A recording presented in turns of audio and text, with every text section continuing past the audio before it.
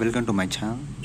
Today topic is inflation రకాలు. So inflation మనకు తెలుసు, ధరల స్థాయి పెరుగుతూ ద్రవ్యం కొనుగోలు శక్తి తగ్గడియే ద్రవ్యోల్బణం అంటే inflation definition very very important.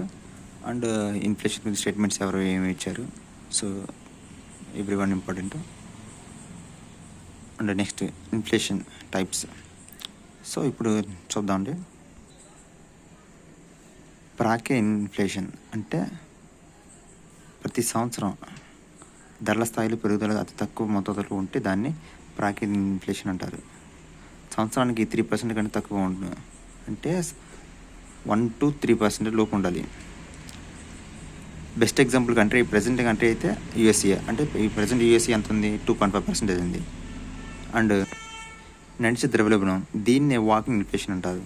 ప్రతి సంవత్సరం 4 to 5% ధరలో పెరుగుతుంటే దాన్ని నడిచే ద్రవ్యోల్బణం అంటారు. బెస్ట్ ఎగ్జాంపుల్ ఏంటంటే ఇండియా, భారత్. పరిగెత్తే ద్రవ్యోల్బణం, దీన్నే రన్నింగ్ ఇన్ఫ్లేషన్ అంటారు.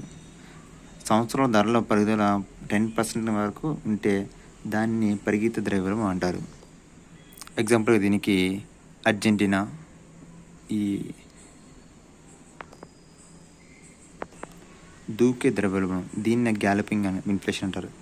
ఇన్ఫ్లేషన్ 2 అంకెల స్థాయిలో నడుస్తుంది. బెస్ట్ ఎగ్జాంపుల్ కంట్రీస్ అంటే ఆఫ్రికా కంట్రీస్ చూసుకోవచ్చు మనం. హైపర్ ఇన్ఫ్లేషన్, సంవత్సరానికి 3 అంకెల సంఖ్యను ద్రవ్యోల్బణం చేరితే దాన్ని హైపర్ ఇన్ఫ్లేషన్ అంటారు. 3 అంకెలు అంటే ఇన్ఫ్లేషన్ 100 కంటే ఎక్కువ ఉండాలి, 100% కంటే ఎక్కువ ఇన్ఫ్లేషన్ ఉండాలి, దాన్ని హైపర్ ఇన్ఫ్లేషన్ అంటారు. బెస్ట్ ఎగ్జాంపుల్స్ ప్రజెంట్ డేస్లో అయితే సుడాన్, ఆఫ్రికన్ కంట్రీస్ ఘనా కానీ, సౌత్ సుడాన్ కానీ ఎగ్జాంపుల్ తీసుకోవచ్చు. Thank you friends.